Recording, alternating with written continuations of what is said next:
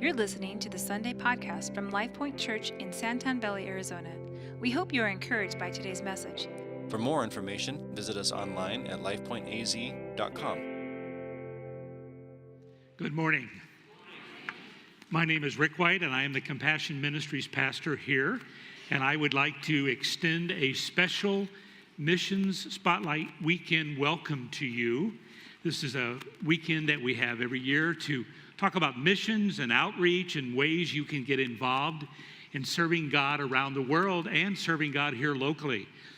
We always have lots going on this particular weekend. We have a table set up out in the lobby, and we're talking a lot this morning about the country of Haiti. We have not gone there as a church yet, collectively, but we're going next fall.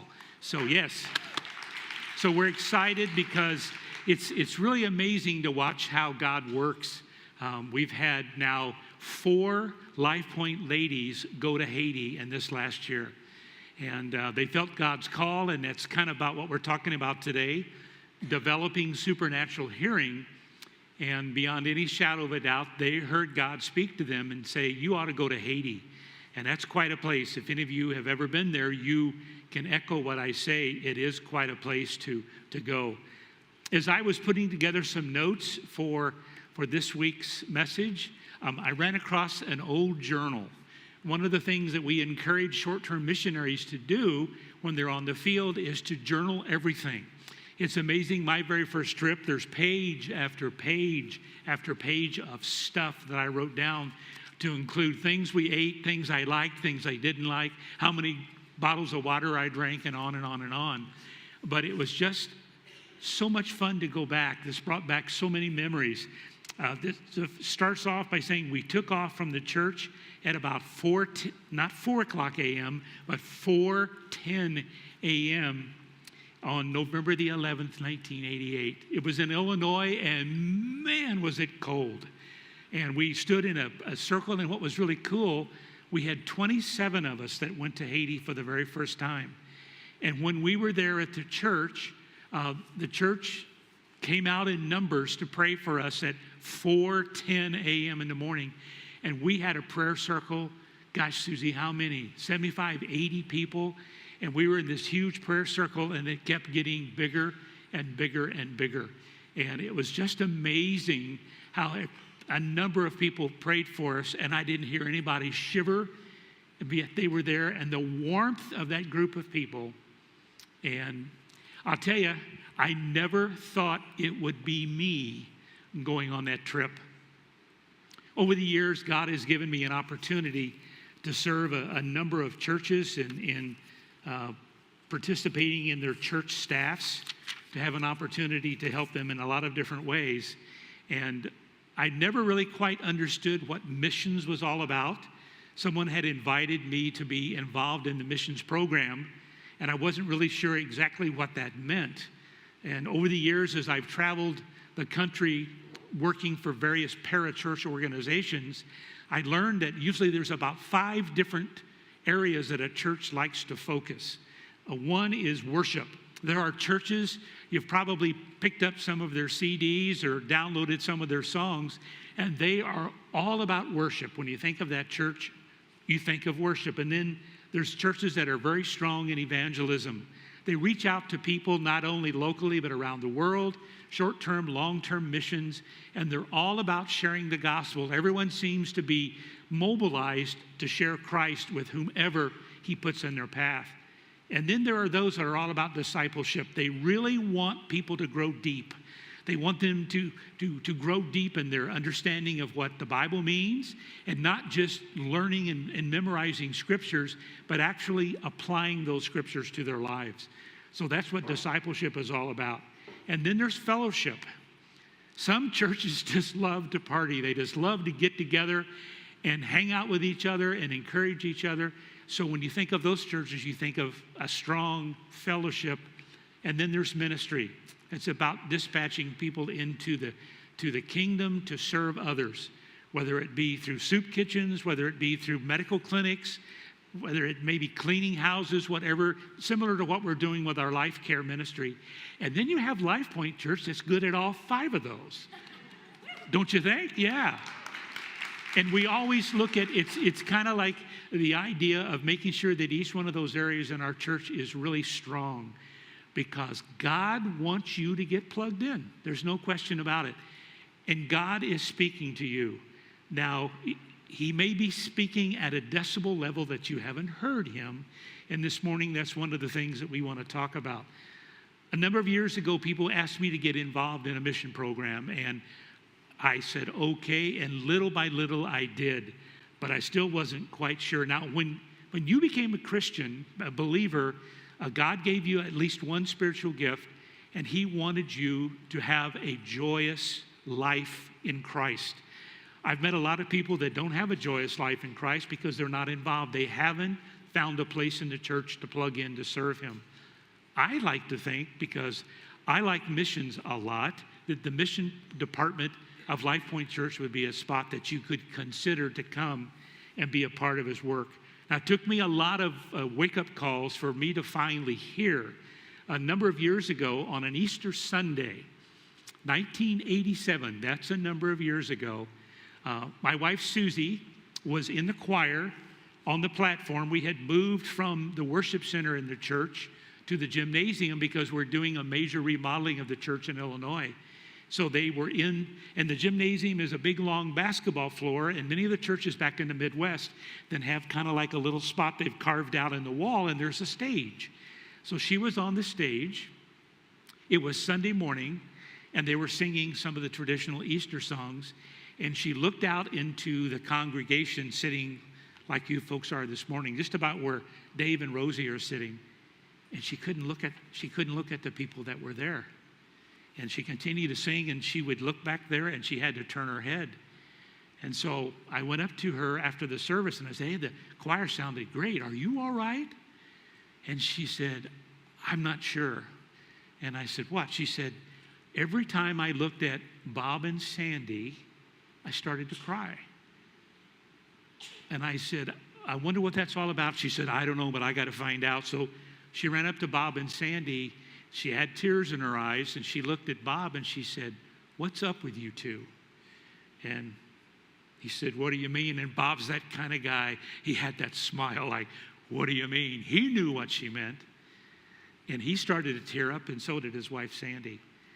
He said, we just got back last night, a little after midnight, from a very first trip to the country of Haiti. And she said, well, and he said, I'm never going to be the same. I'm never going to be the same. And God began to speak to Susie.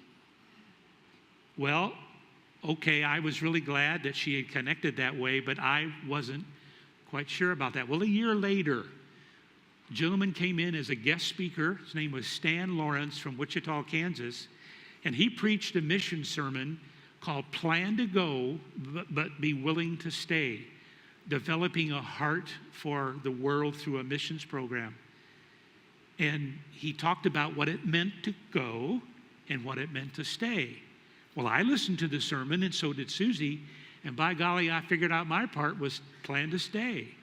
I wasn't going to go on the mission field, and Susie informed me she was going on the mission trip in November. And I said, oh, well, I don't think that's going to work. And she said, why not? I said, well, that's retail time. I was a store manager at Sears.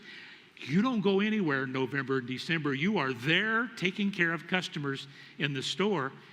And I said, so we can't go because I can't go. And she said, that's got nothing to do with me. And I thought, okay, who are you and what have you done with my sweet wife of almost 15 years of marriage? She said, there is no question about it. God spoke to me through Stan, and I'm supposed to go. Well, the rest of that story is I went also, and now I have not been the same ever since. It's amazing how God spoke to her so vividly and began because I wanted to make sure that I went with her to protect her because I was her protector, because I was her husband. Well, I believe serving God through a missions and outreach program in the church can reveal at least 4 reasons why you can develop supernatural hearing by getting involved in the program. I believe that God has spoken to many of us, and God maybe has not spoken to you, or you've not heard him. He's at a level that you can't seem to tune him in. And I'd like to suggest that maybe a missions program could get you there. Well, that same person that invited me to get involved in missions gave me a scripture. He said, hang on to this scripture for the rest of your life, and it's Acts 1:8. You will receive power when the Holy Spirit comes on you, and you will be my witnesses in Jerusalem, in all Judea, and Samaria, and to the very ends of the earth. I wasn't sure quite what that meant. I was still got quiet, and I would try to listen to see what God was saying to me. Well, one of the ways that things began to change for me was to go on a short-term mission trip. I was invited, and because Susie was bound and determined to go, then I was going to go along with her. I decided I wouldn't stay. I would go with her. And when I went on a mission trip, I discovered that we serve the same God. In that case, Illinois, and now here in Arizona, as the Christians, the true heart-believing Christians do in the country of Haiti. No question about it.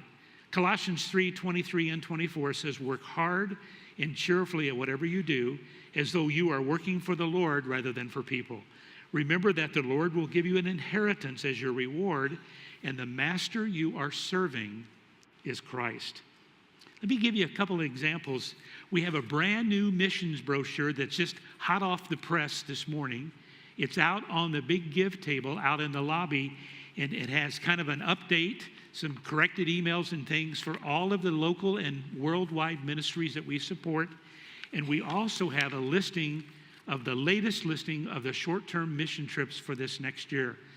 Chad Roche, our youth pastor, had a meeting last Sunday, and there were a handful of people that came to find out what's it going to be like to serve in the country of Nepal in Kathmandu. And we will probably have an additional meeting for more people to come and say, what's that look like? What's that all about? And so that'll be one of the opportunities. We've now had 4 ladies go to Haiti, and one of the ladies is going to go again in April and do a medical trip in the northern part of Haiti. And when we get ready to go next late September and early October, those dates have changed already since we published this, we're going to go to the southern part of Haiti where one of our other ladies has served. And we're going to work at a hospital, so it's going to be a medical trip. It's really going to be exciting, but you don't have to be medical to go, but more about that a little bit later. So this is a great opportunity. Also, want to let you know that there's a trip to Honduras in May led by our fearless leader, Nathan Bentley. So you might want to, we'll have a kickoff meeting in a couple of weeks in December. You'll get an opportunity to come and find out some of the things that we're going to do. So there's lots of opportunities for you to get involved in a short-term mission program.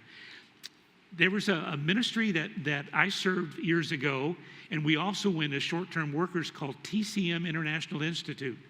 They have a seminary outside Vienna, Austria, in the Vienna Woods. And it's a wonderful place for men and women that have come into ministry but have never had an opportunity to be officially trained in the Bible and teaching the Bible and helping others to grow in discipleship. And it has a lot to do about learning to do all of that and teaching leaders to be leaders to other leaders. And we were serving there one time during a graduation ceremony. And on Saturday night, one of the big things they do is they have a bonfire up on the hill. And we teach the Europeans how to roast marshmallows. They have no clue. It's kind of funny. And they don't have marshmallows. So we have to bring marshmallows with us, and we find hangers or we find sticks. Sticks are more fun because you break them off, and we get them to put the marshmallows in the fire, and they go, it's on fire. Now what do I do? And we teach them about that, blowing it out, but careful, don't put it in your mouth. And we have a lot of fun, and we laugh, and sometimes we have to go through interpreters, and others know just enough English to kind of get by. And then the guitars come out. The fire begins to settle a bit, and the guitars come out, and we start singing hymns and songs, and usually choruses that we know not only in America, but they may also know in Estonia or Bulgaria or Hungary or Estonia. And we have these opportunities to sing back and forth. And then almost always, just as the fire begins to die, we sing Amazing Grace. It's just amazing to hear that in so many languages, and you know what the words are. Now, God has kind of pried my ears open a little bit during one of those times of gathering, but it's clear that we serve the same God, and that's who they're worshiping in all the different languages while they're there. Paul Brand is a doctor. He's a hand surgeon, well known to be miraculous surgeries on people that have had their hands hurt in an accident or maybe at work and they're not able to use them. And he does great reconstructive surgery. And he takes his skill overseas and he works in less fortunate countries, perhaps people that were born with hands that had never formed well. He has done these miraculous surgeries when he goes. So he has a real heart for the missions field.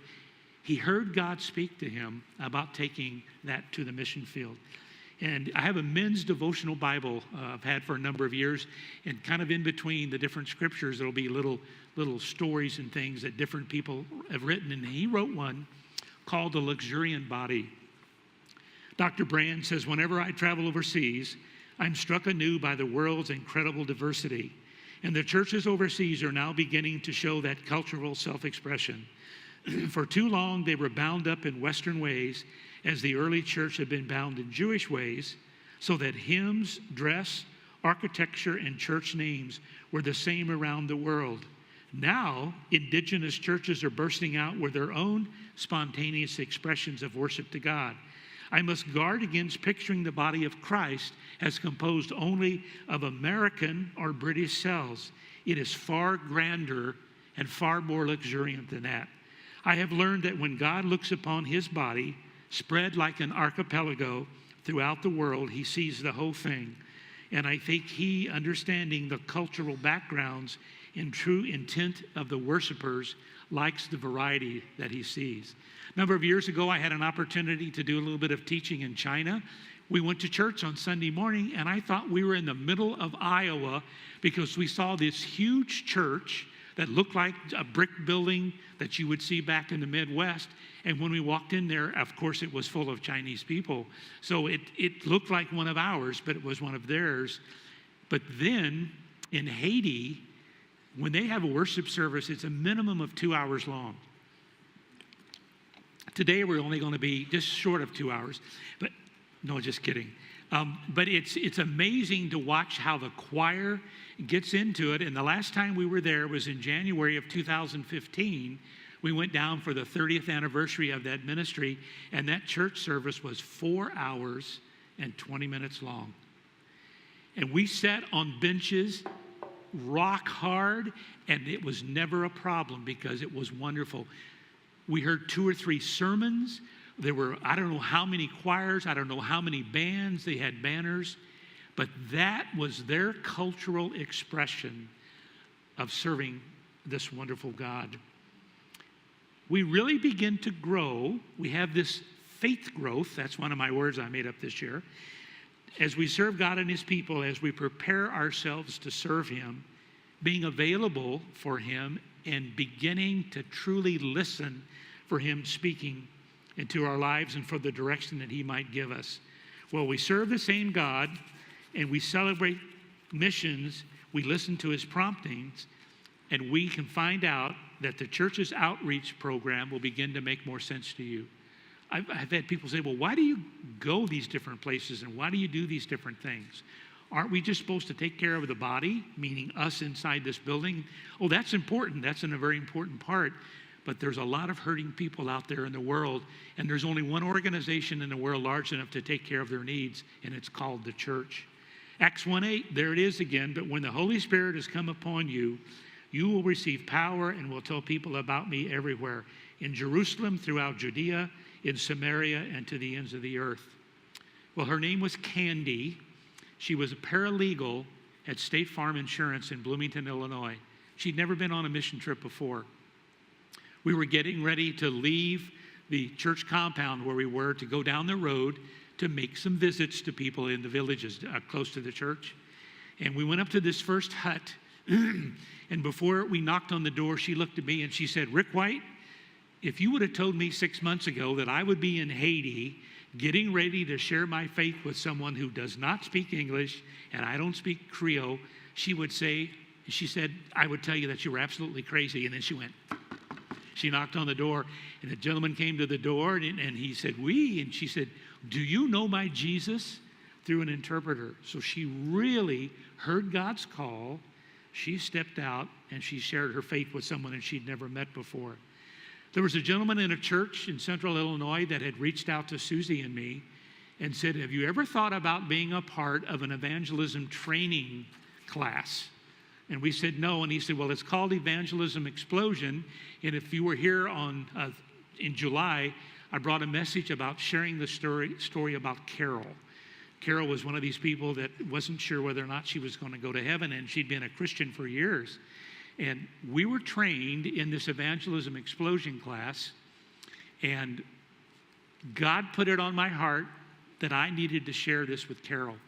Even though she was not an unbeliever, she was a person that was having trouble believing, if that makes any sense. And I was able to share that with her because we had taken the time, because God spoke to us about this. I was busy climbing the retail ladder at Sears Roebuck at that time, and I found it was going to be difficult to have time to do that, but we did it anyway because God said, you will use this, and we have. We've gone on the mission field, and even locally when we've talked to people, we have an organized way to walk through sharing our faith. And once we finished that class for the first time, we looked at each other and said, why did nobody ever tell us about this? We know what we believe. We believe the Bible. We believe every word in it. We've been believers for a number of years, but we've never learned how to express that. And that was one of those preparation points that God was doing for us to help us get stronger in our faith. Colossians 4, verses 5 and 6 says, live wisely among those who are not Christians. And by learning a technique such as Evangelism Explosion, and it's old school. I graduated from there. How about some of you others? You graduated from old school. And there's a lot of new methods now, but it's a great way to have an understanding of what you believe and how you can share that with someone. And make the most of every opportunity. Let your conversation be gracious and effective so that you will have the right answer for everyone. In that same men's devotional Bible, there is another little story by Reggie White. He was a great defensive tackle, I believe, football player for the Philadelphia Eagles, played for them for years. And he wrote, we are walking witnesses for Jesus Christ wherever we go. How can we do less than witness with all our heart? Now, our styles may be different, but the intensity shouldn't be. I know all Christians can't do it in the same manner as I do, but I have no choice but to do it with all my heart. A.C. Green is a Christian brother who played for the Los Angeles Lakers basketball team. He told me that a reporter once asked him how a Christian could play a game like NBA basketball, a game with so much physical contact. A.C.'s response was that his life on the basketball court is the same as his life off the hardwood. He's going to be aggressive and give it all he's got, both on and off the court. On to win the game for the team, and off to win people for Christ. God has given me an incredible platform, Reggie said, as a professional player, NFL professional player, and he's now in heaven. He passed a number of years ago, but he was a strong preacher. The reason I'm in Philadelphia today is exactly where God wants me to serve him, and I'm going to serve him and proclaim Jesus Christ as Lord, period. I'm going to do that. And perhaps that's why you are where you are, whether it's living in Santan Valley, Florence, working in Phoenix, working in Gilbert, working in Mesa. God has a plan for you, and I want to encourage you to get involved so you can hear him speak. Well, we serve the same God. The church's outreach program will begin to make more sense to you. It could become part of your personal ministry, your personal outreach program. And missions shrinks the size of the world. It will shrink the size of the world. Mark 16:15, Jesus said, go everywhere in the world and tell the good news to everyone. A number of years ago, IBM took an ordinary straight pen and put IBM on the head of that pen. And the question may be, so why did they do that? Well, about that time, something started called nanotechnology, and it was technology working at the molecular level.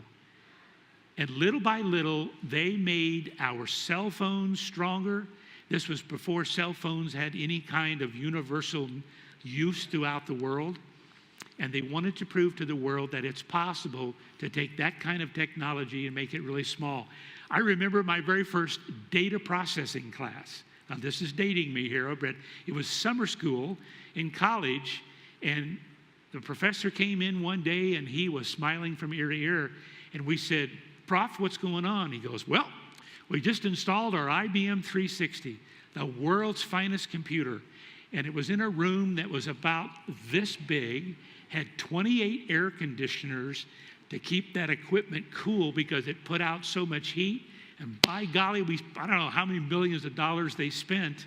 Well, the cell phone that you have in your purse or you on your waist is probably 100 times more powerful and has more memory and has more capability than an IBM 360. Now, I thought IBM on the head of the pen was pretty cool until I read that someone wrote the entire Lord's Prayer on a grain of rice. And why is that important? We can now communicate with missionaries through text, through cell phone, through FaceTime, through internet, through telephone. Susie and I were stationed in Germany in the military a number of years ago, and we made 2 phone calls. After we had been there, we called her folks and called my folks to let them know we were coming home. That's the only time we ever called them, because that was like $27 for 2 or 3 minutes. Technology has changed. It makes it easier to go around the world. Quite frankly, it makes it easier for you to answer God's call as he says, "You know what? I think maybe you ought to go on a short-term mission trip." There's a ministry out of Joplin, Missouri called Good News Productions International. They are all about creating evangelistic media for the world. And they go into remote areas of the world where there's no electricity, there's no running water, there's just lost people. And they put together something called the Solar Kit.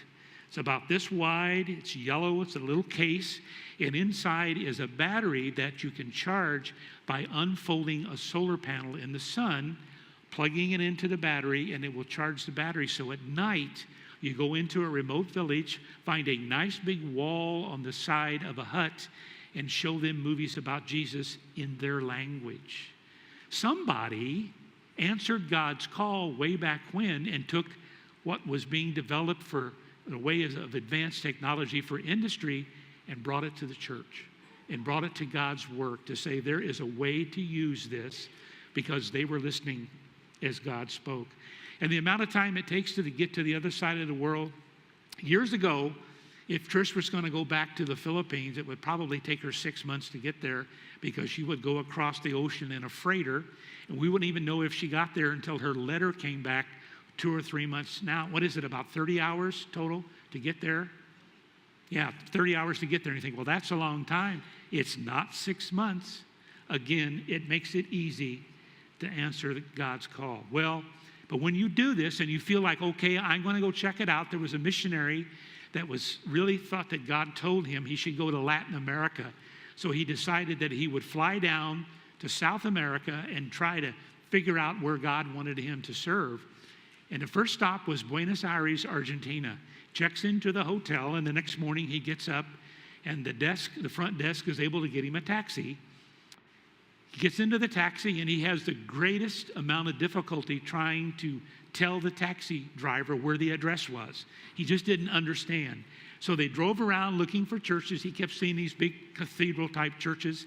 And finally, he saw a church that looked kind of like what he was looking for, a Protestant church, a little lower profile with a nice little cross on the front. So somehow he got the driver to stop. He said, stop, alto, stopo. And so finally he stopped. He paid him, he let out, he went into the church. The place was packed out. They'd already started with their worship service, and he looked around, and finally he found a seat on the second row, and there was only one young man in front of him. Well, he didn't understand what they were saying. He didn't speak a word of Spanish. He thought, wow, this is really formal. They would stand up, they would sit down, they would kneel, they would pray, and they kept doing that all through the service. So he thought, I got this figured out. I'm going to watch what that young man does, and whatever he does, I'm going to do. I'll be great. I'll be just good to go. So everything went really well in the service, and finally things settled down, and the preacher walked up and kind of stood behind the podium and said a few words, and the young man stood up, and so did I want to be missionary. And everybody laughed. Well, the missionary did this very slowly, and he turned around and he looked. They were the only two standing. So he immediately sat down, hoping there would be a hole in the floor open up so he could go hide, and didn't move. Well, the preacher said a few more words, and people continued to chuckle, and he dismissed everybody, and the missionary didn't move. So the preacher comes around and comes down the steps, and he said, in English, "You don't speak Spanish, do you?" He said, "No, sir." He said, "But I think I've done something terribly wrong." He said, "You want to know what happened?" He said, "Sure." He said, "Well, I had mentioned to the congregation that Sister Gonzalez had a baby boy yesterday, and I asked the proud father to stand." So sometimes when you go on the mission field, things could get a little scary. But as you get involved in some way, whether you plan to go or you plan to stay, you'll figure out that we serve the same God all around the world. This church's outreach program will become intermeshed with your personal outreach program, and it'll become really into focus, and it will shrink the size of the world. You'll begin to look at the news, hearing about countries that you may want to go visit one day, because you learn there's Patrick Johnstone wrote a book that explains almost every country in the world and what's going on in their religion. And you might find yourself getting that latest volume of that and going through and beginning to connect the dots, because guess what? God is beginning to speak at a level that you can hear and you can understand. But you may be overwhelmed by all this. You may say, well, you know, I really don't know where to start. There's so many needs locally. There's so many needs globally. I just don't know where to start. I don't know what to do. So let me give you a couple of cautions as we begin to wrap things up here.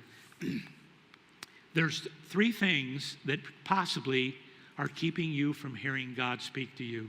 And again, there are some of you that have heard him for years, and there are some of you, like I was when I was a young Christian back in the 80s, going, I don't know that I've heard him actually speak to me. I'm not sure what that's all about.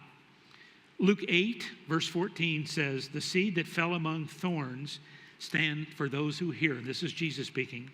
"But as they go on their way, they are choked by life's worries, riches, and pleasures, and they do not mature."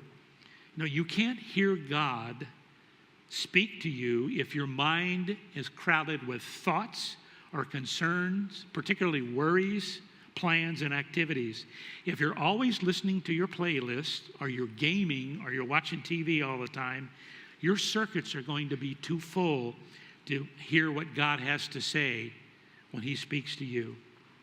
We have to eliminate distractions in our lives if we truly want to hear from him.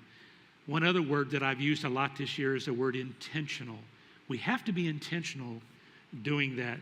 Jesus says in Luke 8:7, "Some other seeds fell where thorn bushes grew up and choked the plants." The kind of soil that is normally planted with a regular crop, real plants, real vegetables, almost always had some kind of weeds in it, some kind of seeds, some weeds. And as the planting takes place and the watering takes place, weeds begin to pop. And if you don't take care of those weeds, it will choke out the vegetable or the plant. It will never bear any fruit. It will never mature.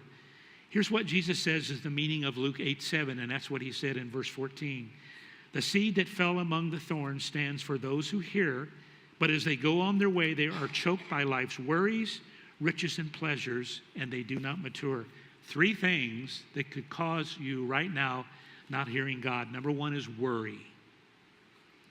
Worries are weeds.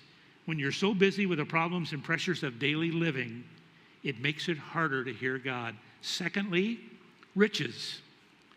You can be so busy trying to pay your bills, so busy trying to get out of debt, so busy trying to make more, and so busy trying to make a living, you forget to make a life. And three, pleasure. Now, there's nothing wrong with pleasure, but be careful that you don't become so busy pursuing fun that you miss what God has in store for you in your life. You don't have to cultivate weeds, do you? They're pretty automatic. It's almost like, okay, who pushed the weed button in my garden? Because they're popping up. In fact, weeds are a sign of neglect. If you see weeds in your yard or your garden, there's a pretty good chance you're not tending it. The weeds in your spiritual life reveal that you're neglecting your time with God. When all the circuits are busy, you need to get quiet. A number of years ago at TCM International in Austria, we always would ask the students to do a little story. Tell us about your experience while you were here in school. And one year, as we were going through the stories, we always encourage them to write in English if they can. Often they would write in their native language, and we'd have an interpreter to rewrite it for us. This happened to come from one of the short-term workers. I thought this was interesting. His name's Mike. And Mike said, God can speak clearly and loudly. That was the title of his story. When Greg and Diana Vokes, members of our home church, returned home in January, they gave a talk about their time at Haus Edelweiss. On the way home after church, my wife and I discussed going to the house as short-term workers, but decided the airfare was beyond our budget. We did not discuss it any further with each other or anyone else. The following Sunday at church, a lady called my wife over and stated that she wanted to pay our way to go to Austria. I often listen, pray, and ask that God's will be done in my life. However, I've never heard him say so loudly and so clearly, you need to do this. He did this time, and it certainly made the decision easy. Isaiah 6:8 says, I heard the voice of the Lord saying, whom shall I send, and who will go for us? And I said, here am I, send me. Well, we serve the same God. This becomes very clear to you when you get in a missions program. The church's outreach program, your personal outreach program, will begin to come together, will begin to mesh together, will become into great focus. And I really believe you'll begin to hear from God. And being involved in the mission program will help you to understand that this world is shrinking. There is so many ways out there for us to reach the world for Christ. And remember the caution that I shared. Make sure you pull weeds. There is joy in being a Christian. I've met a lot of people that don't have much joy because they've never found a way to serve God in their church. Missions program is a good suggestion for you. Maybe it's helping in the children's department. I'm not sure, but God, I hope, is speaking to you this morning. He has a mission for you, and are you willing to discover what it is? I want to invite the band back out, and as they come, I have a couple of more questions for you to think about, to pray about, and then I'm going to close with a story. Be joyful in your journey. Get a lot of joy in being a Christian. And my other question I have is, God may be speaking to you today. What is he trying to tell you? And are you ready and willing, and are you intentional about discerning what his message is to you? Well, there's a story that I ran across a number of years ago that is a great illustration about being attentive to God's speaking in your life. There was a Methodist missionary by the name of Dr. E. Stanley Jones that was well known in the country of India. And he worked there for years and years and years, and people knew him and knew him well. And every year for 2 weeks, he would schedule meetings in one of the major cities. He would schedule a breakfast meeting, a lunch meeting, and a supper meeting. And he would meet with very influential people in India.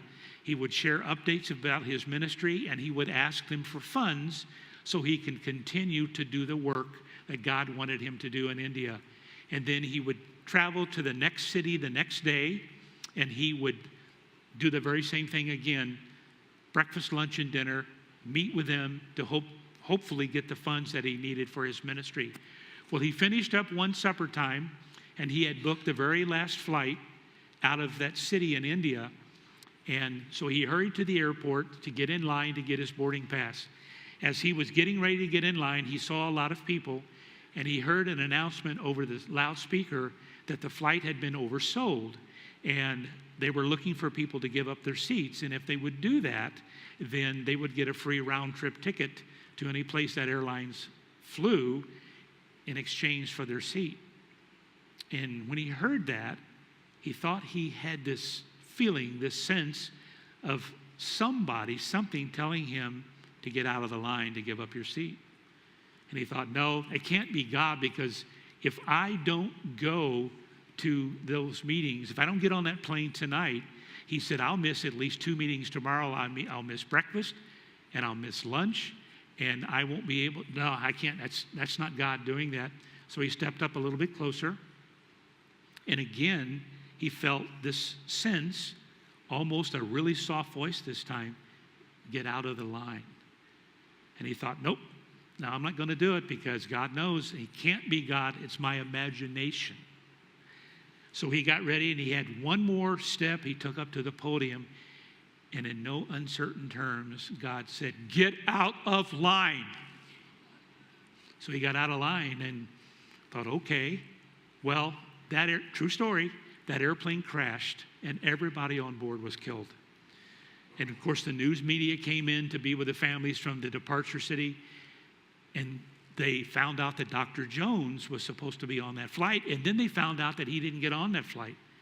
And they went over and they interviewed him, and they said, Dr. Jones, why aren't you on that flight? What happened? And he told them. He told them that God had spoken to him, and he knew that he wasn't supposed to get on that flight. He didn't have any understanding as to why, but he didn't get on the flight. They said, do you mean that you're the only person that God loved enough to warn to not get on that flight? He goes, oh, no. Please don't hear that. He said, there's no question that God loved everybody that was on that airplane at least as much as me. You see, I was the only one that was listening. I don't know if God's speaking to you today or not. I pray that he is. I'm plugged into missions here, and I would like for you to consider doing that as well. You can come out to our big give table. We've got lots of information. We have the brochures. We have some of Trish's handouts out there as well. But pray about the ways you would get involved in serving this church. There's lots of opportunities, whether it's missions or moms or kids or whatever. God wants you to get involved. Let's pray. Father, thanks for the opportunities you give us to serve you. Thank you for your patience with us as we really try hard to find ways to serve you. And Father, I pray this morning that those that feel something, whether it's that still small voice saying, find out more, ask more questions, ask some of the pastors, ask some of the elders. I pray, Father, that they would be intentional in doing that, and they would reach out to someone and find out ways to get involved. In Jesus' name, amen. Well, we've come to a time for communion here at LifePoint, and we practice an open communion, which means if you are a believer in Jesus Christ and you've accepted him as your Lord and Savior, we invite you to participate with this morning as we take time to remember what he did for us on the cross. We have 3 stations in the front and 3 stations in the back. In just a few minutes, you can get up out of your seats and go to one of these stations. And then before you go, if there's something going on in your heart, some kind of conflict, pray that you would resolve that, and then take the time to go to one of these stations and share in a time of communion. Father, thank you for Christ's death on the cross for us and for his resurrection. We are so grateful that you cared so much for us that you sent your one and only Son. This morning, as we participate in communion, may it be a real difference this morning for us as we